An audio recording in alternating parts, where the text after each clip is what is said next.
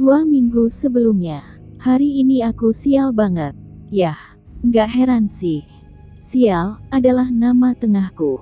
Erika, sial, guru, lengkapnya. Rasanya, aku dilahirkan di dunia ini khusus untuk menjalani kehidupan super sial. Kira-kira seperti Donald Bebek dalam film-film kartun Walt Disney deh. Oke, sebelum kalian menuduhku lebay, dengar dulu pengalamanku pagi ini. Pertama-tama, aku ketahuan bangun telat. Yah, harus kuakui, bangun telat adalah kebiasaanku sehari-hari. Aku nggak suka banget bangun pagi. Kalian tahu peribahasa bahasa Inggris, early bird gets all the worms. Nah, gimana kalau kita yang berperan sebagai cacingnya? Kita bisa mati sebelum waktu yang ditentukan kalau kita berlagak sok rajin dan bangun pagi-pagi. Jadi, demi menjaga nyawaku yang cuma satu-satunya ini, aku memilih untuk bangun telat setiap hari. Jadi, bukan bangun telat yang kusebut sial, tapi ketahuan bangun telat. Lagi enak-enak tidur, tahu-tahu saja aku mendengar suara bentakan keras. Erika. Mengenali itu sebagai suara ibuku, aku langsung duduk tegak, dan jidatku yang super jenong langsung menyundul jidat ibuku. Duk, aku hanya bisa melongo, sementara wajah ibuku semakin memerah karena marah. Saat ibuku mengayunkan tangannya untuk memukulku, aku sudah pulih dari rasa shock dan mendapatkan gerak refleksku kembali. Aku meloncat dari atas tempat tidur, lalu mendarat dengan mulus di depan pintu kamar. Erika, sini kamu. Enak saja. Memangnya aku mau menyerahkan diri untuk dihajar? Sorry, Ma. Aku udah telat banget nih. Sekolah dulu, ya, Erika. Aku tidak memedulikan teriakan ibuku lagi. Kusambar sikat gigiku, juga tas, baju dan rok seragamku yang tergantung di dekat meja setrika. Buset, seragamku masih kusut. Aku lupa menyetrikanya tadi malam. Ah, masa bodoh. Memangnya siapa yang bakalan ribut-ribut soal seragam kusut? Masih banyak urusan di dunia ini yang perlu dipikirkan. Perdamaian dunia, masalah kelaparan, kepadatan penduduk, kontrasepsi. Yep, masalah seragam tak disetrika cuma urusan kecil. Yang meributkannya pasti punya hati sempit atau tak punya kerjaan lain. Aku bisa mendengar ibuku mengejarku, jadi aku menderap ke pekarangan belakang, meloncati pagar, lalu tengok kiri kanan. Ah, brengsek, ojek pribadiku belum nongol. Terpaksa aku nyungsep ke dalam becak terdekat. SMA Harapan Nusantara, Bang. Perintahku pongah. Yoi, non. Si abang becak langsung menggenjot dengan kekuatan maksimal, meninggalkan rumahku yang suram dan ibuku yang masih berteriak-teriak jauh di belakang. Yes, rintangan pertama berhasil dilalui. Level up. Baru saja aku mulai bernapas, tahu-tahu si abang becak sudah menjerit histeris, awas. Mulutku ternganga lebar saat sebuah motor ninja menerjang ke arah kami. Sedetik sebelum motor itu menghantam becak yang kutumpangi, motor itu membelok tajam dan berhenti. Si pengemudi motor gila membuka helmnya. Dengan sedikit gerakan kepala, rambut depannya jatuh ke wajahnya dengan sempurna bak cowok jagoan. Sayangnya, kuperkirakan usianya sudah 20 tahun, mungkin lebih malah. Intinya, dia sudah terlalu tua untuk tampil sebagai cowok jagoan dalam kisah-kisah anak remaja. Sorry telat, ketusnya dengan muka masam, membuatku curiga kalau permintaan maafnya tidak tulus. Ayo, naik. Sambil bersungut-sungut aku turun dari becak. Ku sodorkan selembar uang 2000-an pada si abang becak yang tampak pucat. Mungkin dia sempat mengira nyawanya sudah berada di ujung tanduk. Hais, dasar abang becak yang malang. Udah. Aku menepuk bahunya seraya menghibur. Bahaya udah berlalu, Bang. Kamu masih pakai kaos dan celana pendek. Aku beralih pada si tukang ojek langganan sambil nyengir. Gosok gigi juga belum, Jack. Coba, cium. Si tukang ojek langsung membekap hidungnya saat aku mendekat dengan mulut terbuka lebar. Jangan. Tolong. Aku masih kepingin hidup, sial. Makanya, jangan banyak omong. Aku menyambar helm yang disodorkannya. Sambil memasang benda itu di kepalaku, aku bertengger di belakang si tukang ojek. Ayo, jalan, Jack. Bye, Abang Beca. Jack, Jack, gerutu si tukang ojek tak senang. Namaku bukan Jack, tahu. Sebodoh amat, buat gue, nama lo ojek, titik. Ya udah, terserah kamu, Neil. Aduh, gue dipanggil Neil. Enak aja, maksudnya tengil, tahu. Tukang ojek sialan. Jadi gitu cara lo memperlakukan pelanggan. Cuma sama kamu, Neil. Aku masih ingin memprotes, tapi si tukang ojek sudah memacu motornya. Seperti biasa, motor kami menembus kemacetan dengan kecepatan mengagumkan bagaikan dikejar anjing neraka. Awalnya aku selalu sport jantung dibuatnya, tapi sekarang si aku sudah terbiasa. Apalagi, berkat kecepatan seperti inilah aku bisa tiba di sekolah dalam waktu singkat. Jack, kita lewat pintu belakang aja. Memangnya sekolahmu ada pintu belakang, Neil? Halah, nggak usah belagak pilon. Maksud gue, pagar belakang tempat gue biasa manjat itu. Oh, kirain itu namanya pintu darurat. Dasar banyak bacot, whatever deh. Buruan antar gue ke sono. Siap, Neil.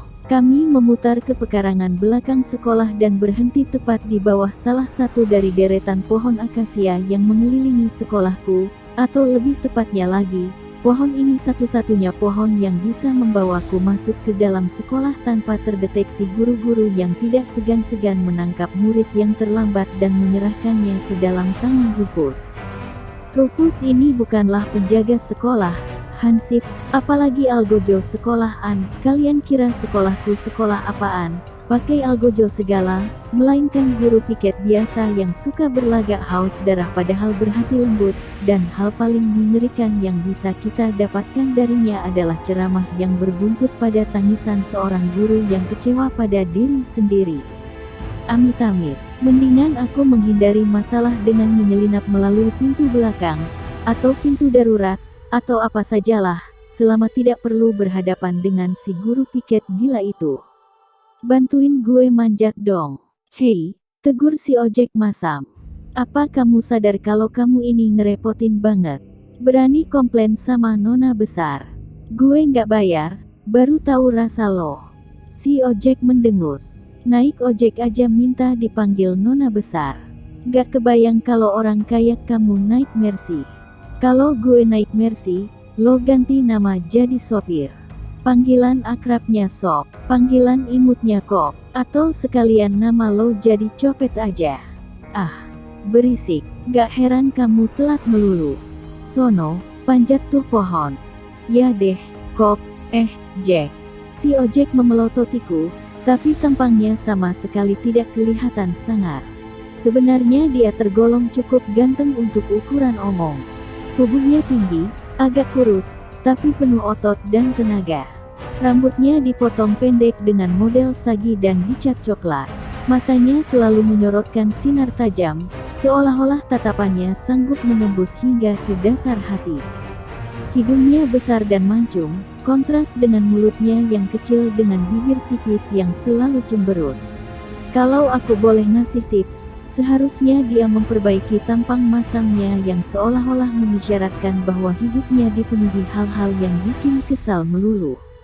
Pasti dia bakalan lebih populer daripada sekadar jadi tukang ojek tak bernama yang punya nama kecil ojek.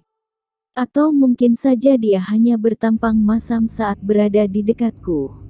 Yah, memang sih, aku kan hobi bikin kesal orang-orang di sekitarku. Neil, hari gini kamu masih pakai celana pendek merbin. Memangnya apa salahnya dengan merbin? Jelas salah. Jelek banget gitu loh. Oke, bukan cuma aku yang hobi bikin kesal orang-orang. Jelek atau enggak, itu bukan urusan lo, Jack. Lagian, kenapa juga lo ngintip-ngintip? Aku nggak ngintip, ini ada di depan mata gini kok. Tutup mata dong. Gak etis lihat-lihat celana gadis muda, tahu. Gadis muda. Si ojek tertawa. Ternyata masih inget jenis kelamin diri sendiri ya, Neil. Oh, rasanya puas banget bisa menginjak muka tukang ojek sialan itu. Sorry, cabut dulu, bye-bye. Hei, mana bayarannya? Entar pulangnya. Jangan lupa jemput, ya. Tanpa mengindahkan si tukang ojek yang sepertinya memaki-maki alas kakiku yang bau, aku meloncat turun dari pagar dan mendarat dengan sempurna di pekarangan belakang sekolah, atau tepatnya, di secuil pekarangan di belakang toilet cewek. Seperti yang kujelaskan tadi, tempat ini adalah jalan rahasia terbaik untuk menyelinap ke dalam sekolah tanpa diketahui siapapun. Aku masuk ke dalam toilet cewek melalui pintu janitor, mengganti kaosku yang bermotif sapi terbang dengan seragam sekolahku yang sangar lantaran kutato dengan tulisan-tulisan bernada provokatif. Melepaskan celana pendekku dan memakai rok, merias wajahku sekadarnya supaya para guru terprovokasi untuk mengomentarinya, mengolesi rambutku yang pendek dengan gel super banyak, lalu menjejalkan celana pendek dan kaosku yang bau iler ke dalam tas ransel sekolahku yang segede karung. Lalu, mendadak kusadari sesuatu. Buset, aku masih memakai sandal bulu berbentuk kepala sapi yang serasi dengan kaosku. Sandal itu sudah jelek, separuh bulukan, tapi aku senang memakainya karena nyaman. Terlintas dalam ingatanku bahwa si ojek sempat berteriak-teriak soal alas kaki. Rupanya dia hendak memperingatkan aku soal sepatu.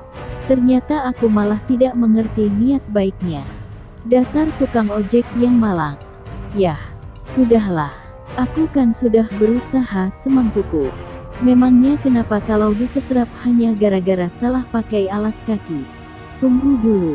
Aku tidak mungkin berkeliaran di sekolah dengan sandal kepala sapi yang bulukan. Bisa-bisa imageku sebagai cewek sangar tercoreng. Sepertinya jauh lebih keren kalau aku nyeker saja. Bukannya aku belum pernah nyeker, yah.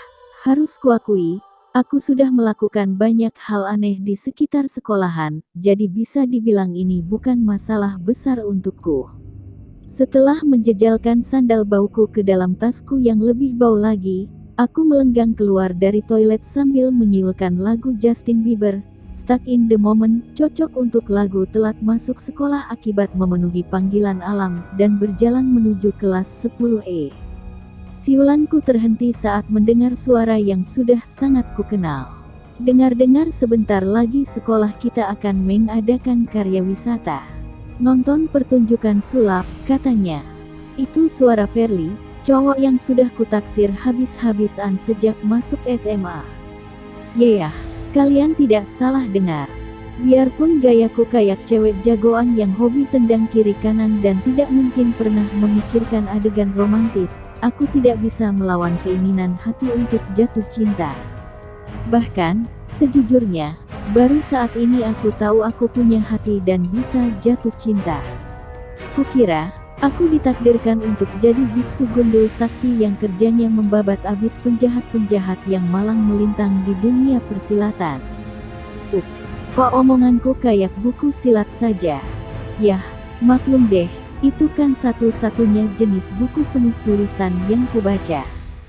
Sisanya, yah, paling komik-komik yang tulisannya minim, kayak Kung Fu Boy gitu loh.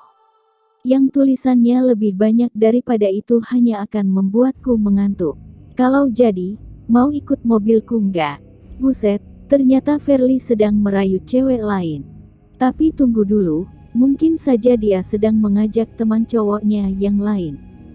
Tapi tidak mungkin.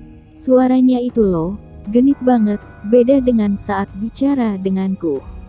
Aku nyaris tersedak ludah sendiri saat mendengar suara tawa yang terdengar mirip dengan suara tawaku, hanya saja suara tawa ini jauh lebih feminin dibanding suara tawaku yang cablak. Memangnya kenapa aku harus ikut mobil Kak Verly? Oke. Sekali lagi, sial. Itu suara adik kembarku, Eliza. Yeah, kalian tidak salah dengar. Yang bentuknya seperti aku ada dua di dunia ini. Tapi kalian jangan panik dulu. Adik kembarku ini sekarang sama sekali tidak mirip denganku. Dulu waktu kecil, kami seperti pinang dibelah dua. Kini tidak ada lagi Pinang yang disebut-sebut saat orang-orang menyinggung soal kemiripan kami. Ini semua berkat usahaku. Ya, akulah yang sengaja membuat kami berdua tidak mirip sama sekali. Kenapa? Ya, ceritanya panjang. Akan kuceritakan nanti, kalau aku ingat. Ya harus dong, Lisa. Masa kamu mau naik bus yang panas dan sumpek itu? Ya nggak apa-apa. Murid-murid lain juga naik bus kok. Tapi kamu kan spesial kalau dibanding murid-murid lain. Ah, masa? Termasuk Erika juga. Kan aku mirip sama Erika. Ya ampun, pakai nada suara sok muram lagi. Memangnya aku tidak tahu apa yang dia lakukan. Dia sedang berusaha memancing Verly supaya merasa kasihan padanya. Ya, di dunia ini, selain aku, tidak ada yang tahu seberapa licik adik kembarku ini. Mengenaskan memang. Gak mirip kok. Kamu jauh lebih cantik dan manis. Masa? Jadi Kak Verly gak suka sama Erika? Gak sesuka aku sama kamu. Aku mengertakkan gigiku. Dasar cewek brengsek. Lagi-lagi dia melakukannya. Lagi-lagi dia sengaja menggiring orang-orang untuk membanding-bandingkan kami berdua dan mengakui kelebihannya dibandingkan denganku. Terlebih lagi, kali ini korbannya Kak Verly. Sesuatu yang gelap mulai menguasai hatiku yang dipenuhi amarah dan dendam. Sesuatu yang gelap dan jahat. Kubayangkan Verly dan Eliza berpisah di dekat pintu toilet. Sepeninggal Verly, aku akan menarik Eliza ke dalam toilet, lalu mulai memukuli wajahnya yang cantik itu, berkali-kali, sampai mukanya hancur berantakan. Setelah itu, aku akan menyeretnya ke belakang toilet. Di pekarangan kecil tempat aku biasa turun dari pohon itu, aku akan menguburnya. Hidup-hidup, dan masalahku akan beres untuk selamanya. Hanya saja, aku juga akan hidup selamanya sebagai omen. Aku menggelengkan kepala, berusaha mengusir bayangan gelap itu. Tidak, aku tidak akan melakukannya. Boleh-boleh saja aku membayangkannya. Kurasa setiap orang pasti pernah membayangkan untuk membunuh seseorang, kan? Tapi perbedaannya terletak pada apakah kita benar-benar melakukannya atau tidak. Banyak orang di dunia ini bisa menjalani hidup normal dan bahagia karena mereka tidak menuruti keinginan gelap yang ada di dalam hati mereka. Dan, biarpun hidupku sekarang tidak normal dan bahagia, aku tetap tidak ingin menuruti keinginan gelapku. Biarlah itu jadi keinginan gelap belaka. Cih, menyebalkan. Kenapa aku harus berlagak jadi orang baik begini? Ini sama sekali bukan sifatku. Lebih baik aku mencari masalah dan kembali jadi anak badung. Aku berbalik dan kembali ke toilet cewek. Dengan garang mataku menyapu ruangan sempit dan kusam itu, mencari-cari apa yang bisa kurusak.